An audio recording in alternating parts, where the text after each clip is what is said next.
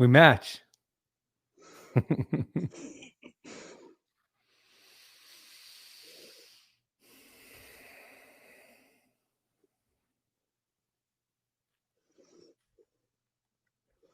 The very nature of politics is dichotomous. Its purpose is to enslave. The intention of this system is to create an emotional attachment through a false sense of self, programmed through thought and bound by energy.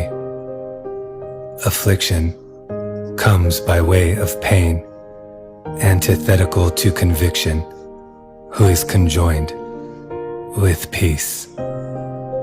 The substantial embodiment of our spirit leads to an unequivocal remembrance, a mental and emotional reframing. We have always been, and we will always be. The nature of the spirit is love. Love is the eternal essence of all, and love can only love. The conservative and liberal programmed against one another. The white programmed to see themselves as separate from the black programmed to see themselves as separate from the white. The Christian, the Mormon, the Muslim, programmed to see themselves as separate from the gay. The Muslim programmed against the Christian, and the Christian programmed against the Muslim. There is too much noise.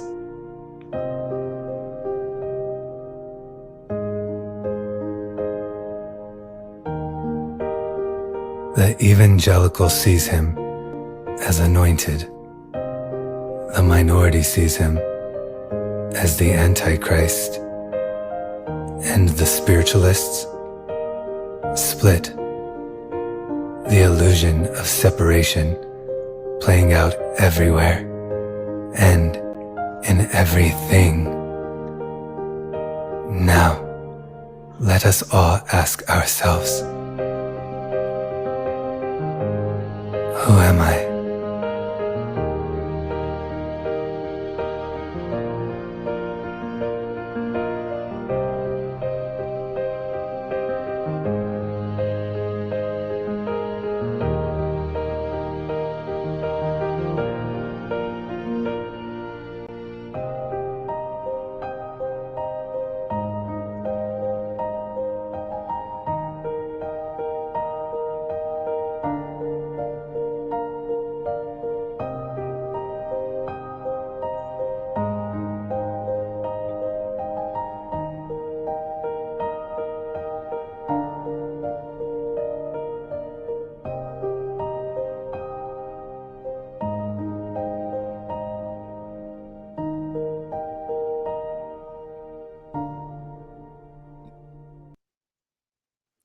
Oh, I haven't seen that before, and I just started sitting here crying at what you and His way have created.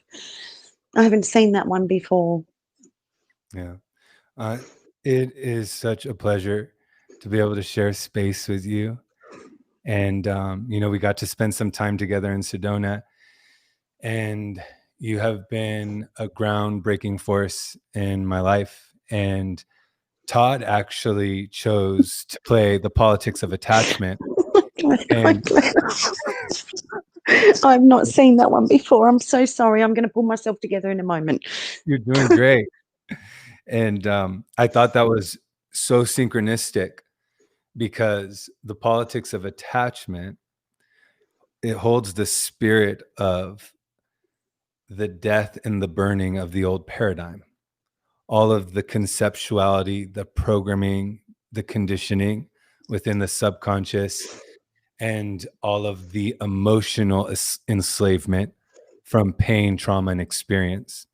And I think it's so fitting because you are absolutely one of the receptors for anchoring in an inner process that frees the light of awareness and starts breaking down all of those energetic patterns, called zero pointing. And I would love, for people who are tuning in that don't know what that is, how would you define that? And how did you receive the vision? How did it come in? What was that experience like? Wow. Gosh, I'm still trying to come to terms with what I just watched. I hadn't seen that before, and I'm trying my hardest, because I don't like doing this sort of thing, to be really chilled before I come on. And Todd put that up, or you put that up. One of you did it, and I'm sitting here bawling my eyes out because I hadn't seen that before, and I know that that was a merging of Mm, yours and Israel's energy together as one. yes. Yeah. How did, yes, you got, yeah. So that, the politics of attachment, when we made that video, we did it right here in our living room. And it was literally like, I just saw like the vision of having everything that I had felt emotionally and psychologically bound by throughout my life. And so the poem had come through maybe just a few days before that. And Israel has an uncanny way of capturing, I feel like, my essence. And there is a merging. And I remember I talked about, I was so scared to release that video because, well, if you look at the world, there's such a distinct attachment to the old, and unconsciously the fighting to keep that alive within us is exactly what's keeping us in this emotional and mental prison that doesn't allow us to feel the essence of our spirit. Hmm. And so it was really exciting because when I finally just knew I needed to put that out there, it was like taking a big leap, because I hadn't seen a lot of people. I saw a lot of attachments still playing out, a lot of the old, a lot of politics, and a lot of culture and identity and race and skin. So I saw people were still kind of lost in those programs, Hmm. right? But then I told Israel, this, like everything else, wouldn't come forward if it wasn't meant to enter. And then that's where I try to honor. But yeah, I think that, I've watched you in Sedona, and I saw you do something that I had only seen Israel do up until that point. And I saw you processing a person's programs and conditioning in real time, vibrationally. I mean, it's like you were literally reading their field. How would you describe that? Is that something you were born with, or is that something you were born with, but it took some time to progress? Like, I saw it and I was like, she can read the psyche and the emotional body of whatever's in her field. Wow, God, you are so magical. You ask some really deep questions, and I love it. And I love you. I love you. um, I started off here agreeing to do the deepest, darkest programs, and I worked through them. And then I was so blessed, and that was the original question you asked. I did all this shadow work, and then I went, oh, hang on, I'm still too scared to leave the house. I'm still scared of men. I'm still scared of women. I'm horrified and terrified of strangers. What is going on here? How can I clear all the traumas and be left with the programs? And I was downloaded from my higher self, which was directly from Ra, the law of love, the law of one. Um, and when I went and put myself through this process, which actually took a few years, then, and I think you know this too, when you let someone speak and they only need to say 3 or 4 or 5 sentences, they will present,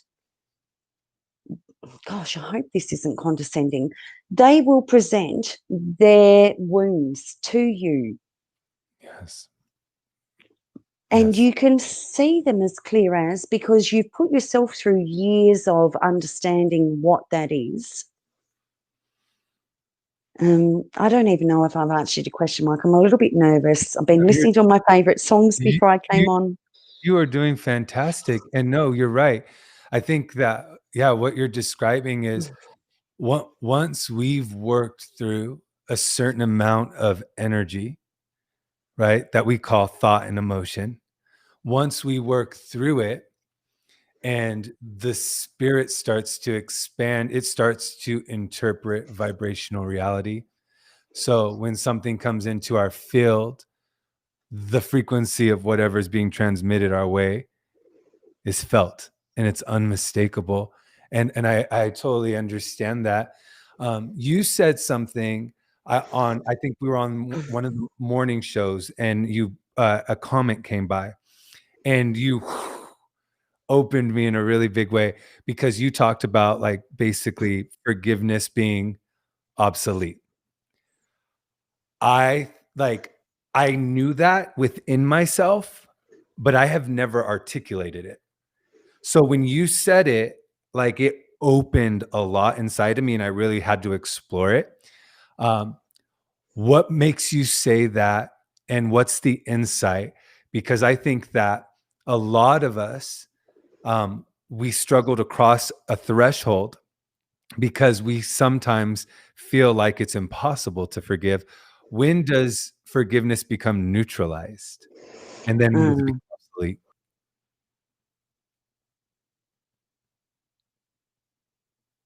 when I did this work, when I absolutely understood that I created it, and in that moment of my own creation and fully understanding I'm creating everything, there is nothing to forgive. There's nothing to forgive. There's actually the opposite, which is gratitude. Yeah. Thank you for playing this role for me. And as we do this work and really bring everything into ourselves, then we understand there is nothing to forgive. There's nothing to forgive. It's actually the opposite. There's, oh my God, this person did this for me. This person did this for me. This was in my energetic field. I needed this. Right. There's nothing to forgive. Right. Do you have a distinct moment in your life where that realization appeared, where you realized everything within your external experience was called on by you? Or was it like a progression where you slowly started to see it? Or was it all at once, like an experience that just brought the Um, realization? I went through this for years. I mean, I think I did 15 years of shadow work, and then I went out of shadow work into reprogramming. And it was last year in Hawaii, I received this message, and I don't even know if I want to say it, but this voice came through and it said, "You are a sex specialist." Mm, And I just cracked up laughing. And knowing my childhood, and I went through a lot of sexual assault and everything through childhood, and then I went through a decade or two of feeling victim, trying to clear, trying to find a state of balance. And then early last year, while we were still in Hawaii, and I heard this voice, "You're a sex specialist," and I just cracked up laughing. I'm thinking, I don't think so. But I saw that I came in and I created and manifested in my reality the worst of the worst. And now I was in kindergarten of experienced the best of the best.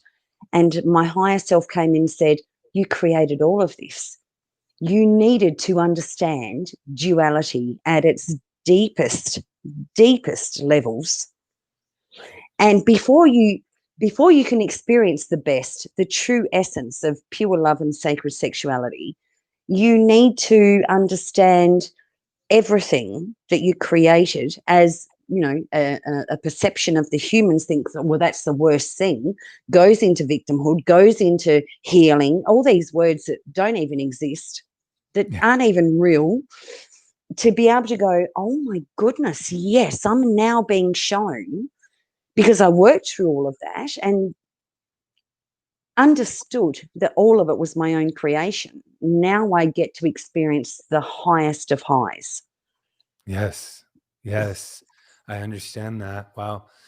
And when you talk about conviction, that's in the same lane, right? Conviction becoming obsolescent, as well as forgiveness, because before, we used to feel like we needed to be convicted, but unconsciously we were trying to convince ourselves, right? And now, once you have that understanding and everything starts to expand, you see that there's a synchronicity and an order to everything. And I guess my next question would be, when did that invisible thread appear for you for the first time, as far as synchronicity, where you finally had transmuted enough trauma where thoughts weren't projected out into your reality and emotions were no longer impulsive, and you were able, right? Like, I think of it like the nebulousness of forgetfulness starts to leave the eyes and we start to see the God reality, right? And we start just following and listening, right? I call it the invisible thread.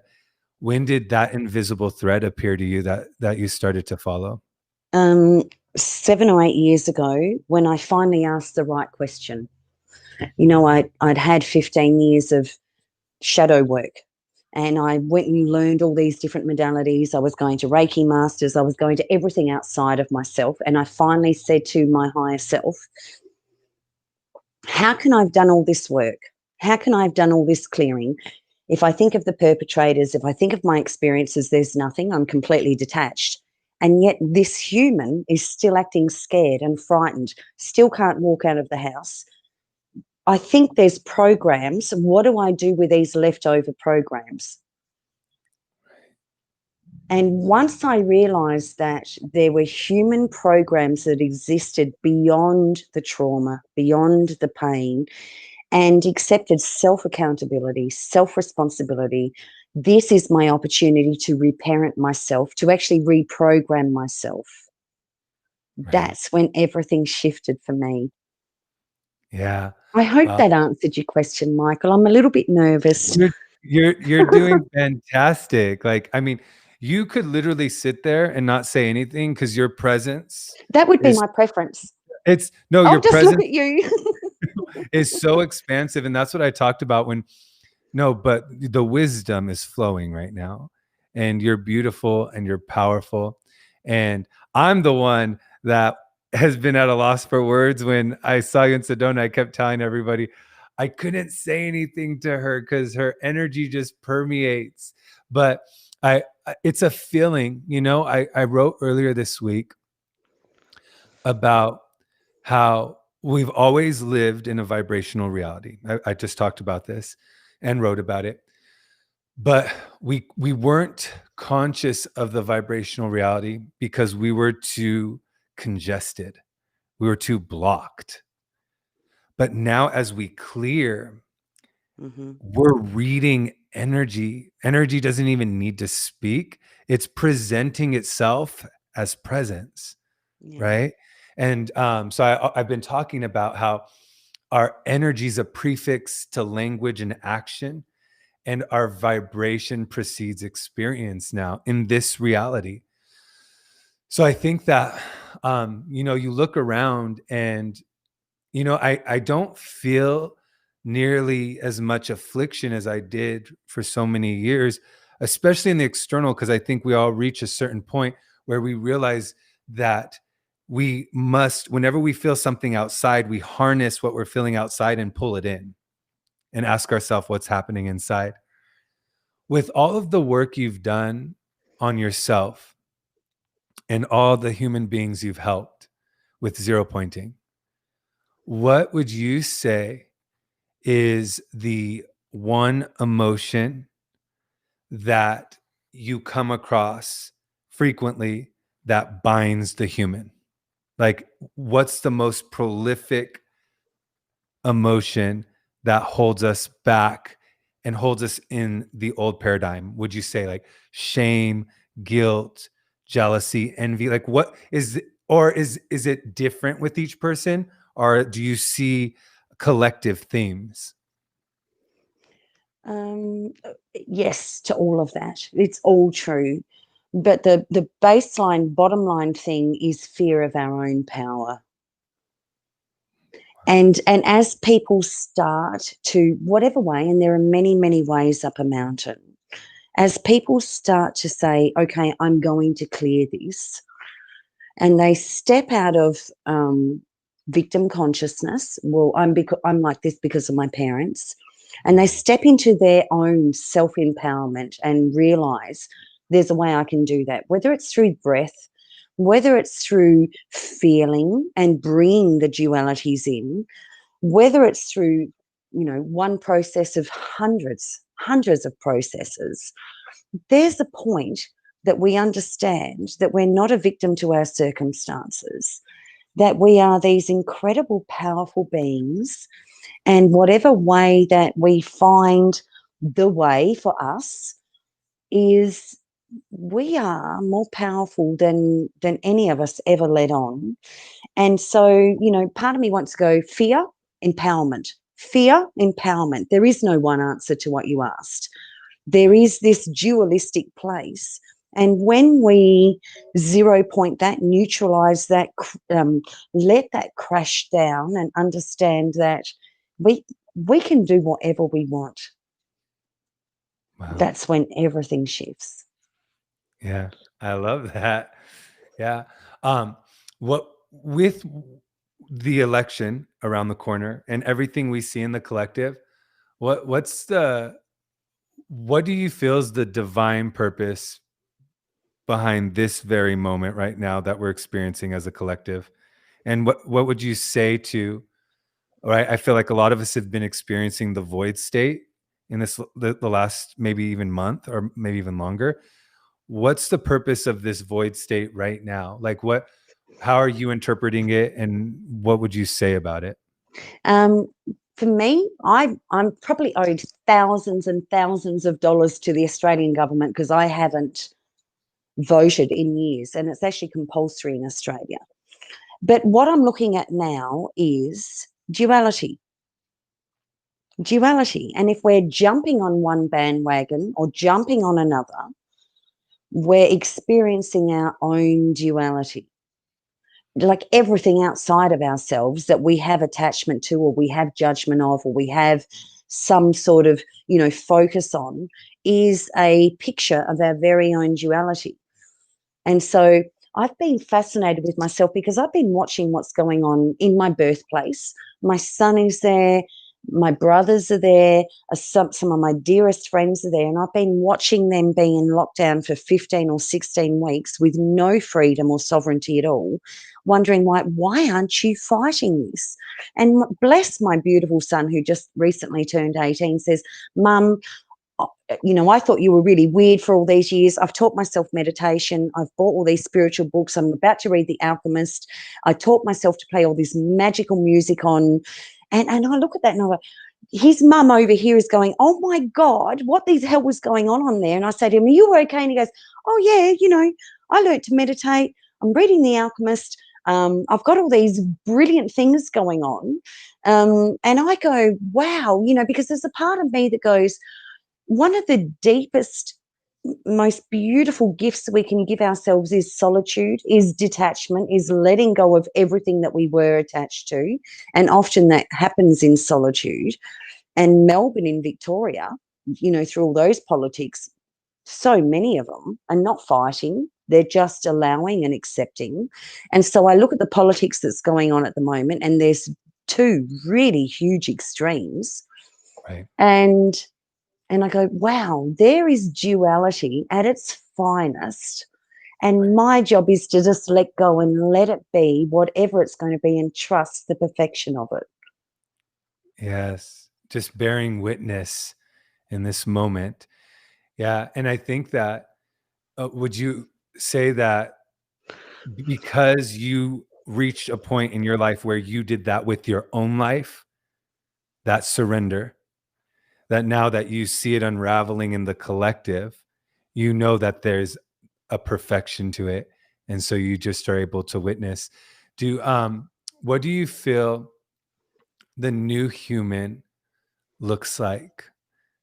What do they look like? What do they feel like? When I say look, I mean more feel. Like what how would you put that into language, right? So we talk about leaving the world of duality. And some of the words that come to my mind, to my heart when I think about the old paradigm is attachment, um, uh, a multitude of false identities, right? And then I think that the foundational structure was culture, separation, religion, separation, right? Classism, separation, intellectualism, separation. So these are the foundational elements that anchored in and held duality in place, bound by its energy. What does the human look like in the new paradigm?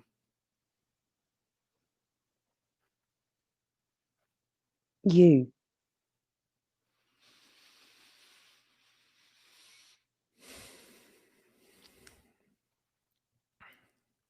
Yeah.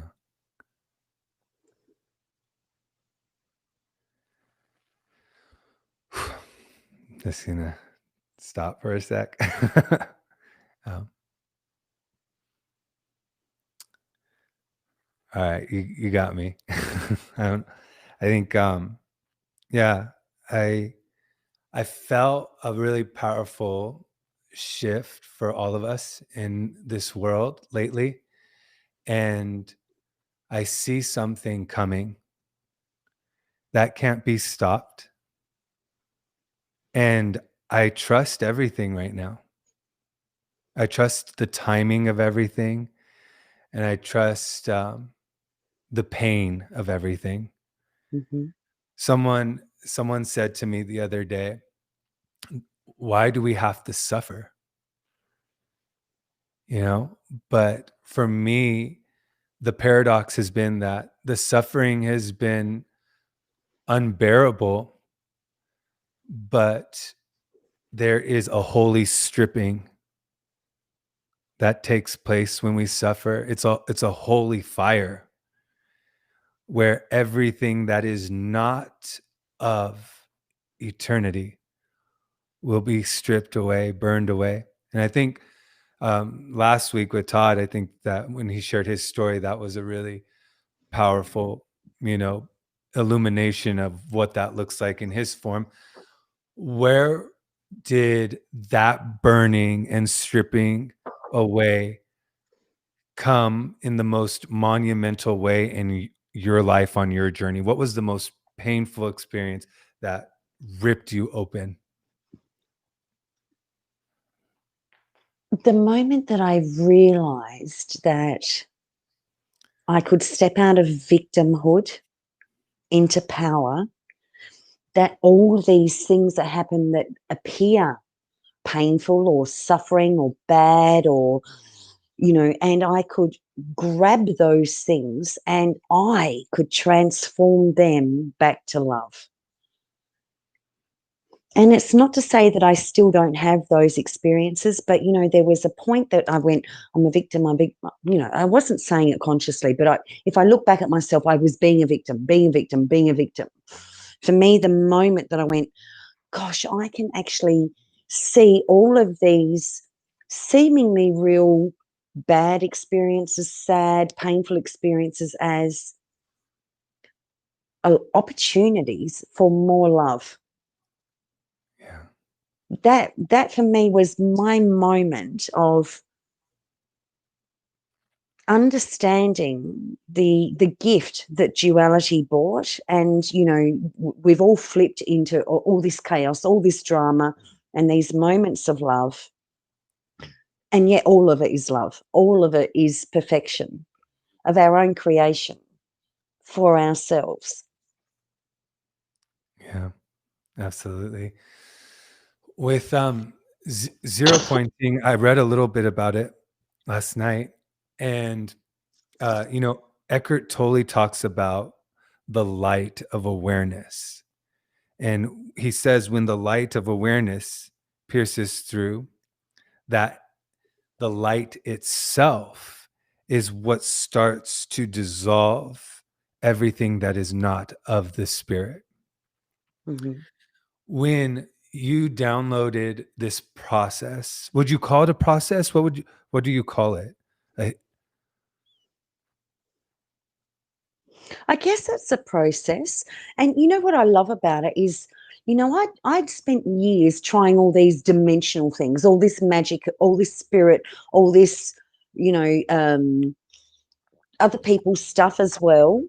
And it was when I asked the question, how have I done all this work? I've been to kinesiologists, I went and learnt 2 processes, I've done all this work, and yes, I could, and I even, I understood duality before I even learnt this process. So I'd bring the 2 opposites and I'd imagine them within a infinity symbol until it turned into a circle. But it was my human. It was my human, and I love how you do it. You say, I sit there, I will go off Facebook, I will shut myself in my bedroom. Oh, you feel it. You take 100% self accountability, self responsibility. I'm going to clear this. And I don't think it matters how you do it. For me, I was very in the mind. So being given a process by my higher self that used my human, my voice, my vibration, my frequency, my 3D self to clear old 3D programs was mind blowing, was life changing. I think I did it for about 3 months. And this woman couldn't even leave the house, without going into massive anxiety. I think I went to the supermarket, once every couple of weeks, and I would go through massive anxiety. And as I started clearing dualistic programs, at the end of the first step, the first thing I did was walked around the corner, went to Flight Centre and booked a trip overseas for 4 weeks by myself. Nearly every single night I was in strangers' homes for dinner. It transformed me so greatly. But I think the human condition has been this condition of duality, separation, which then comes projection, judgment, resistance, attachment. Once you start clearing this yourself in your own human power, we need to clear 3D programs with our 3D selves. And Todd translated that into the human is the hero. But we are. We yeah. are the heroes. Yes. Wow. Would you say that the moment you realize that everything can only create with what lives inside of it, right? Is there a big opening there? That's when forgiveness starts to dissolve, right? Because you realize we're bound by that. What's your take on that? Forgiveness is a human concept. When we really start collapsing our own duality, we understand the perfection of everything that has ever happened. There is nothing to forgive. There are absolutely these moments where we're creating new boundaries or new choices or new decisions, but the forgiveness comes from a victim consciousness mindset. Right. And when we step out of a victim, we understand the perfection of everything that everyone is delivering us in all moments. Yes. Okay. So what does boundaries look like in with love? What does that look like? It can look quite awful sometimes. I remember about 10 years ago, all my friends saying to me, Morgan, you need to get some boundaries. You're turning it inside out. You're a people pleaser. You're doing everything for everyone else and you're not there for yourself. I remember hopping on the internet and typing in what are boundaries. I need to get some boundaries. What is this? And not being able to find anything. But, as I did my own process and started collapsing the duality, then I ended up with the healthiest boundaries of anyone I knew. Yes, I still had stuff to do, and I still have stuff to do around boundaries. But boundaries can look like a friend or a partner or something projecting something onto you. And I've got this saying, and it became a mantra about 5 or 6 years ago, and it was, I refuse to have an ongoing relationship with my own wounded ego. please don't be surprised if I refuse to have one with yours. To me, that is my bottom line of what boundaries look like. I'm recognizing me, I'm behaving childish, or I've been triggered by, an old wound that I haven't actually cleared yet, um, and vice versa. You know, I saw Lisa Transcendence Brown, and I'm not a fan of her anymore, and I'm sorry, everyone, but she said on a show with Todd many years ago, everybody you meet is either who you used to be or who you are. And then Todd's added another perspective to that in the last couple of weeks of or who you potentially could be. And if you think about, when we look at people, especially if we've unconsciously got them up on a pedestal, there's a part of us who first puts them on a pedestal. And then at some point, anyone we've put up on a pedestal, we're actually setting them up to fail, and vice versa. Anyone that we allow to put us on a pedestal, we're setting some game up as well. It's another picture of separation. Yeah. Wow. Yeah, you really helped me understand that in Sedona. Just the process of understanding that everything has to come within. And really, in the old paradigm, every experience was really trying to push us inside of ourselves, right? Yeah, and we created that, Michael. Yeah. So why would we be angry at a human who's played out that magnificent role for us? Yeah. Yeah. They agreed to play out what is in our energetic field. We are so much beyond the humans, and our energetic field send out, oh, I'm still a victim. I still need to be controlled. I still, please show that back to me so I can find a place to find my own true power where I pick me. Yes. Yeah. You're on, you're on fire. Yeah, you're doing great. Wow. I think that, for me, I something that was groundbreaking where I saw and experienced the law of the mirror was all the years I was closeted and holding in my sexuality because I was afraid of rejection and abandonment, right?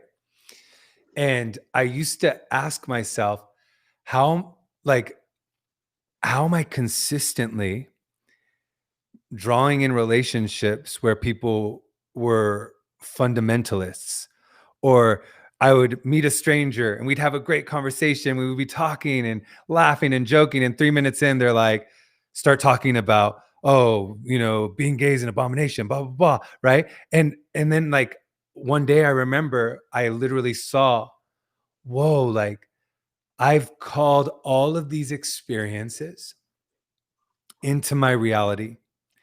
And each experience was illuminating the vibrational frequency where shame was hidden inside of my form as wounds, right? So each time that experience would break something open where light would just continuously break through.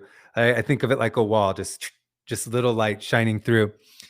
And I remember, like, as I continued, I think that sometimes we forget that some of these experiences of clearing, it's a spiral. It's not linear, right? Like that wound comes up and you clear, and then it comes again a little later and you clear, and a little later and you clear, because at times it's so deeply embedded, you feel like you can implode, But as the energy starts to clear, I've noticed that even some of the people I've loved throughout my life that I want to continue to interact with, it won't happen. It can't happen. They can't come into my field anymore if those programs are still held within the other form, because it's not illuminating within me anymore. So as awareness breaks through and the human expands, right? We're going into this new paradigm, and I feel like collaboration is going to be symbiotic. Like in this moment, light coming together with light. Do you have any insight for us on what is coming? Like what the earth is going to look like? Are these structures we see right now, like the structure of politics, the structure of government, the structure of family, archetypes, cultures, are these all going to be completely dissolved and recreated, or are they going to be restructured, or does it depend? Like, how is love going to create in this new world together? Michael, do you mind if I ignore your question and go back and use you as an Absolutely. Yes. example? I want whatever your soul wants to speak to, I need to hear. Okay. So, I've got some great friends who over the years said to me, I'm gay. And I've looked at them and going, like, why would you give yourself a label? Because the minute we align with a label, we align with a collective energy, which I call a morphic field of that. So we're no longer just addressing ourselves, but we're actually working for the collective. I'm gay. Therefore, I enter a gay morphic collective field of all of it. Why? I don't walk around telling people I'm heterosexual. I don't Right. do that. Is there a heterosexual morphic field? Yeah, of course there is. And that morphic field's got all of its programs and everything as well. But I don't even label myself. We're actually meant to be ripping ourselves out of these labels and disconnecting from the collective field so we can show new programs, our dreams, our new grid, our new programs. And while we're still calling ourselves gay, we've immediately connected to a 3D terminology that has its own morphic field and collective energy. You are love. You are no label. And we're meant to be stripping away all these labels. And one thing that I've watched going on, all these spiritual people are, stepping out of all these labels and then stepping into new spiritual labels. I'm Archangel Michael. I'm Mary Magdalene. I'm this, I'm that. We're actually, I am a wife. I've married, and I only married him to make it easier, to match and to align with the programs that will say, yes, I can be with him now. But I don't see myself as a wife. I don't see myself as his partner. I see myself very much as an individual. We are not gay. We are not black. We are not white. I am not a woman. We are sovereign beings. And in the letting go of the old reference points, then we get to be that. And then we get to draw up and re-script what we want our new worlds to look like. Wow. You just you communicated something that I feel, and I think that the energy of it is in the politics of attachment, but not something that I've been able to articulate in conversation. And that was powerful, and that hit me hard. And I remember even when I was putting on the labels in the video, I even put on poet, right? And that's one of the things I erased because I felt the energetic experience of expansion, right? So I felt so limited even by what people are perceiving as a gift. Like, oh, you're a poet, you're a writer, you're a teacher. All of those things felt like they start like doing Yes. that. Yeah. Yes, because the labels are 3D labels. If I want to learn Reiki, and I've never learned it, but if I wanted to, I would not go to a Reiki teacher. Sorry, Reiki teachers. I would connect with the morphic field of Reiki, the universal intelligence of Reiki. I've got a far better um, expansive energy by aligning with what is there at the highest form rather than going to a human and saying, okay, teach me about Reiki. I need to disconnect from the 3D morphic fields, from the 3D grid, from the 3D labels, from all of it. I think one of the first things that I did, when I learnt this process for myself, my way, and I know there are hundreds and many, many, many ways up a mountain, I wanted to go straight to the core. I didn't want to work through layers anymore. And I understood that, that we all we all gather these morphic fields, and as we disconnect from all of them, whether it's sugar, alcohol, woman, man, gay, married, whatever the labels are, our job is to disconnect from them. And once we've disconnected from them, then we get to rewrite our own scripts. Yeah. Wow. Wow. I'm just looking at some of the comments and everyone are just blown away by you. And so am I. So I'm going to just take 2 seconds to just feel everything you said, because um, everything you said speaks directly to specific aspects of my life experience and what's been unlocked. And uh, I just think that I'm looking at you and I'm looking at Saskia, Mm. right? Just the name, the presence. I'm looking at Israel. I'm looking at Melissa and Marina.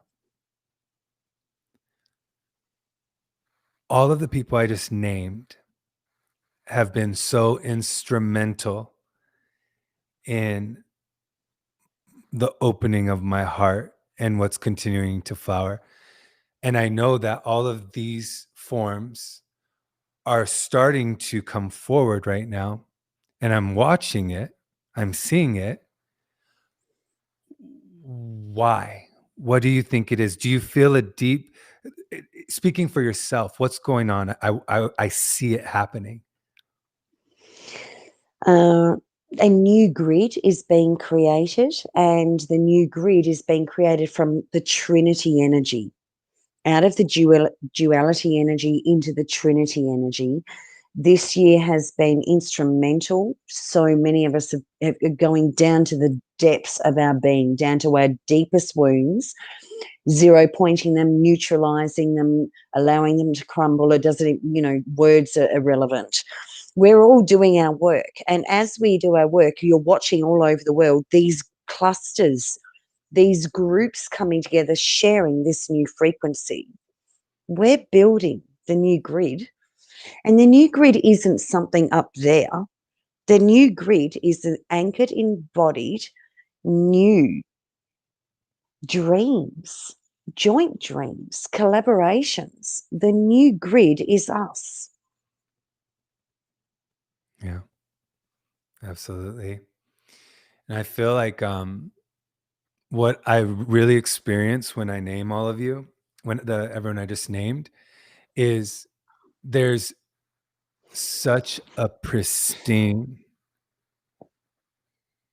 permeation of love that's presenting itself into the world as wholeness and as an offering that expects nothing in return, wants Mm-hmm. nothing.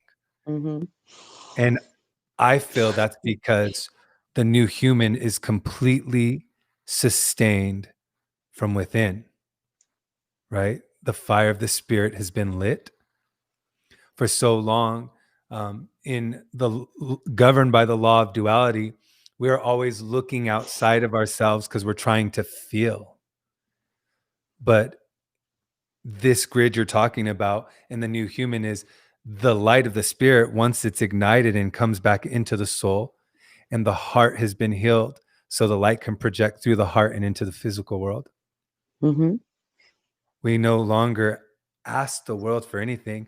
I'm getting a visual of you. It's almost like you're just walking around and you're just gracefully releasing seeds into the world and not even turning, because you know that flowers are going to emerge, right? Yeah. Oh, go ahead. You feel something.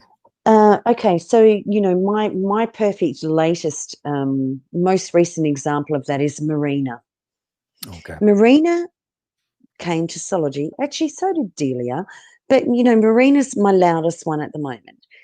Marina has a gift. She knows her gift. She knows her creative power, and she came to Sology and she said, "I want to do this," and she's just doing it, and my human self felt bad a couple of days ago because I said to her, I'm watching what you're doing.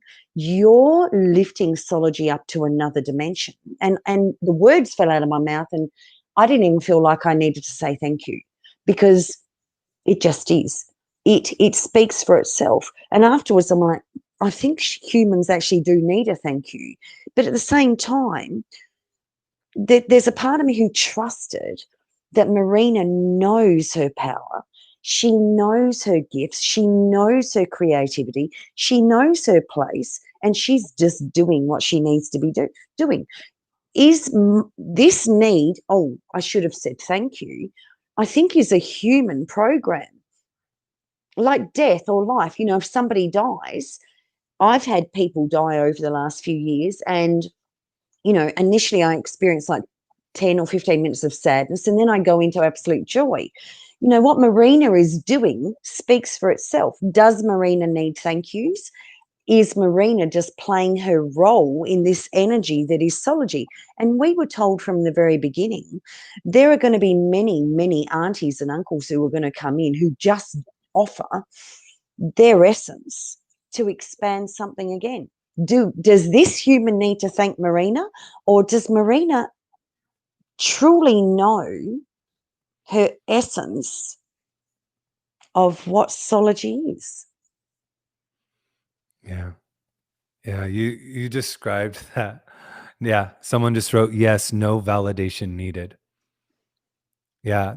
That's a program, right? Yeah, Felt no sorry needed, no forgiveness needed, no validation needed. When people are doing what they love, they can see what they're doing. They don't need other little humans, to come up and say, oh my God, thank you for so much that you are, and blowing smoke up people's asses, whatever. Her gift is self-evident. It has expanded Sology so much in the last few weeks. Like, why would I want to detract from that and put a human little pissy thing in there to take from it? Actually, yes. she I just is. wow. Yeah. And that's what I kind of just get. I loved, I think, in metaphor, and it's just right. Like the sun just shines. It does it. Yeah, It's and not Marina asking. is another sun, like you are another sun, like Monique is another sun, like Delia is another sun that just adds to the energy of us. And Sology has its own entity, and Sology is choosing and aligning with the pure magic that reflects it. Who am I to come in? And it's almost it's almost condescending to go and thank people for their gifts that just are. Yeah. And I love how you and Todd describe Sology, because that was my experience when I first went on Soul Speaks with Todd. It was the experience of an energy that I just felt safe in, and I didn't have language for it. So I felt it as a spirit. So even when I first wrote about the word and, oh, this is going to be, I'm going to be having conversations with people, I wrote on there on my own, just like, cause I always ask what wants to come forward. Right. So I asked, what is Sology, while I was writing about Sology. And I got, it is one of the meccas of the new earth. Right? One of the meccas. Like it's going to be one of the foundational elements of bringing an energy into the world. And so when you say that, I feel its essence, and I feel how protected it is. It feels safe. Like it feels like what I feel like, in the presence of people that are pure love. Yeah.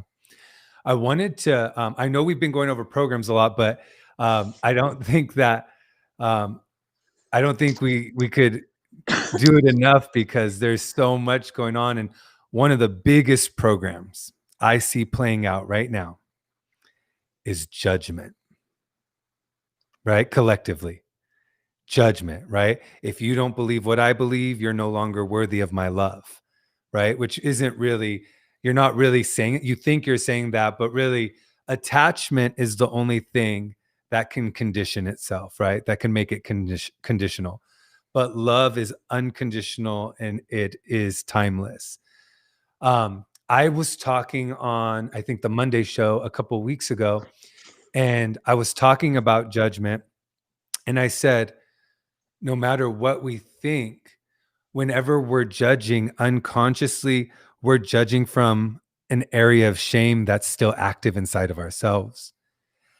I then went on your page a day or two later, and I was just reading some of your stuff and going down for a while. And you talked about judgment and shame. And I was like, oh, I just was talking about that. So I was reading about it. I think you had shared something from a few years ago that you had written.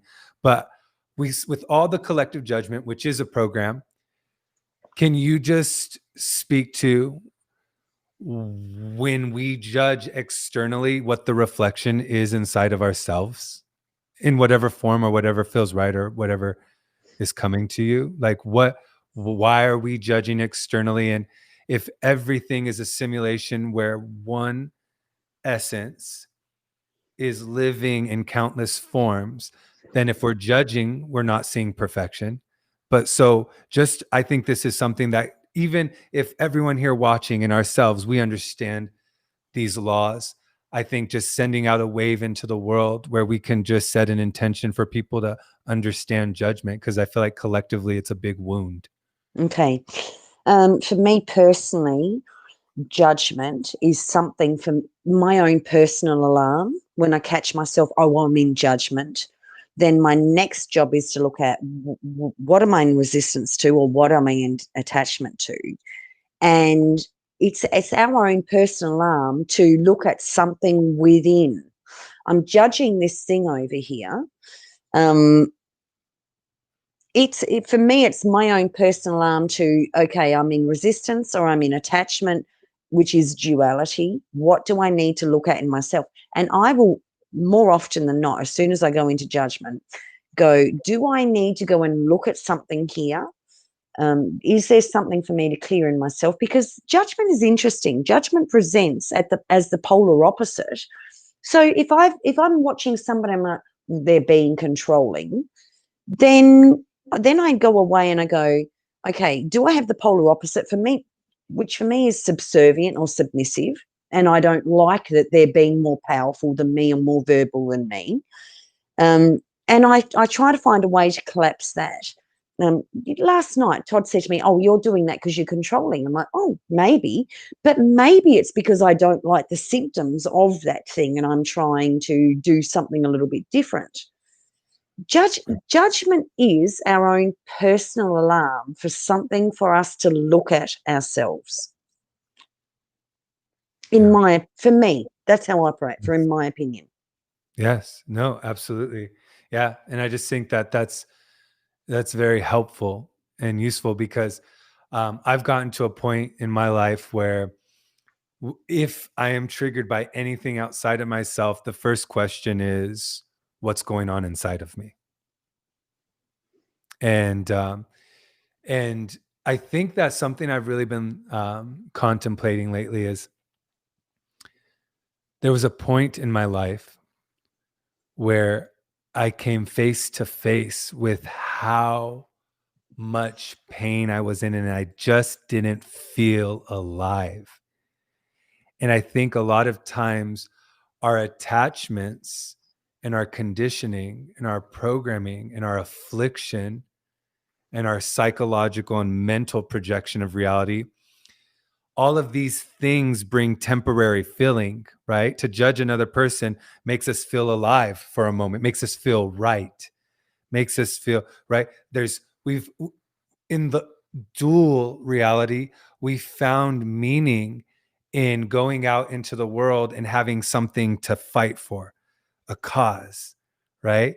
But we really were never seeing perfection, to where once you realize inside of yourself that virtue, right, can't be conditioned, it has to be unlocked, right? Kindness isn't opening the door for your spouse. I mean, it's nice to do that if you'd like, but kindness it's deeply embedded in the essence of the eternal. So what we're seeing is we're seeing virtue move back into the body.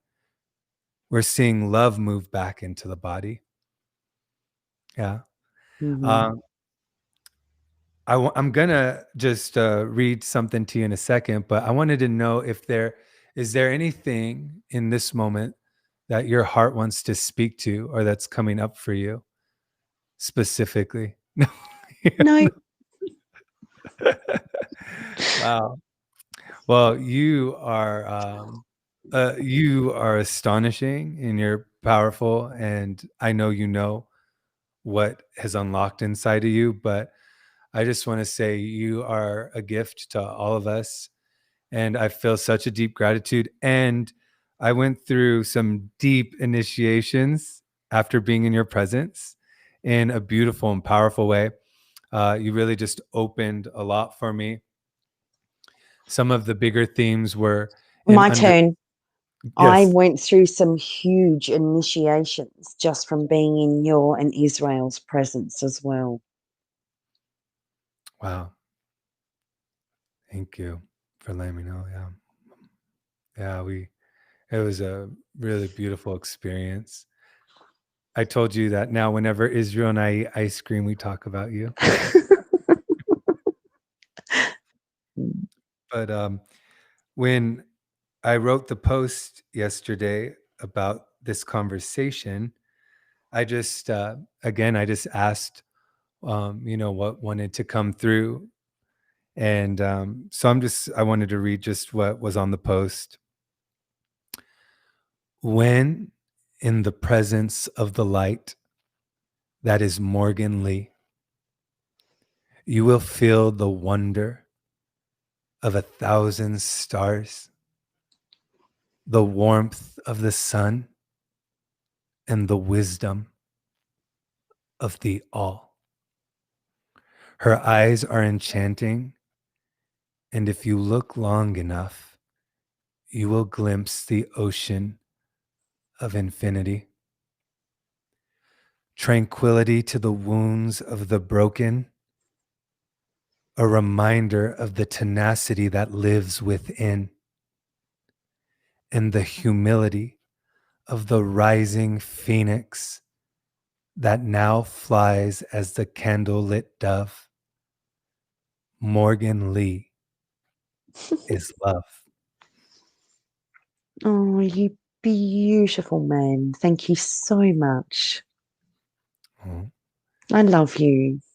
thank you. I love you, and I one of my favorite expressions that came through when speaking to your spirit as that was written was the phoenix turning into the candlelit dove, because I can feel your power and your strength, but then there's such a grace and elegance.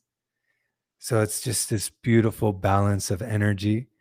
And I'm so excited to continue to create moments in this physical reality and just have experiences. I love you so much, and thank you for coming on, and you did amazing. Thank you. That was because of you, because I feel so safe, comfortable. Yeah. Thank you, Michael. I love you. I love you too. And Israel, please give him a big hug and a big kiss from me. I love both of you so much. I will. I love you, Morgan Lee. Mwah. And thanks to everyone for coming and hanging out with us. Yes. Thank you, everyone. All right. We'll be back next Friday. Love you, Morgan.